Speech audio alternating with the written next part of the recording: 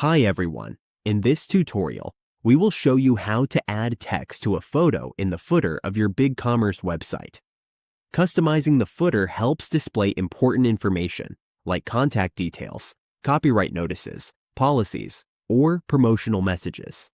To get started, we go to the Bigcommerce dashboard and select the storefront.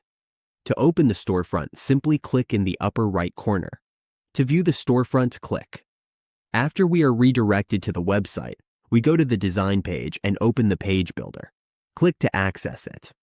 After clicking, we are taken to the page builder. Here, we go to the photo section because we want to add text to the photo.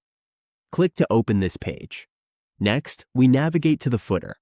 We will be redirected to the footer section. This is our footer. In the footer, we can add text. Drag the text box down and type here.